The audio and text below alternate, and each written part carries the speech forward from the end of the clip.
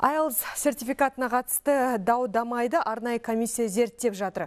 Бұл болашақ мамандықтарды кейінгі буын қандай бағдар ұстану керек атты халықаралық конференция барысында дін істері және азаматтық қоғам министрлігіне қарасты Жастар саясаты департаментінің директоры Асхат Оралов айтты. Жастардың көшбасшысы жалған сертификат тапсырды деп айыпталған әрбір студентпен кездесу өткізетінін жеткізді. IELTS сертификатына қатысты мәселе бір ғана министрліктің емес, бірнеше мекемеге қатысты. Сондықтан бұл оқиғаға байланысты жұмыс істеп жатқан комиссия құрамында мемлекеттік органдардан бөлек үкіметтік емес ұйымдар мен арнайы қызметтің өкілдері болу керек дегенде пікір айтылды.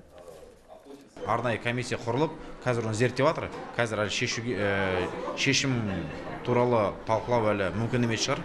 Керек болса, жұмыс тобына бізді кіруге дайынбыз. Күтпеген жерден осындай мәлімет шықты, бірақ әлі де айта кететін нәрсе, ол енді бір ел жалпы шешім айтуға ерте әлі. Неге десеңіздер, қазір арнайы комиссия құрылып, менің ойымша ол тек қана мемлекеттік мекемелердің өкілдері ғана емес, жалпы үкіметтік емес ұйымдарының да өкілдері қатысу керек.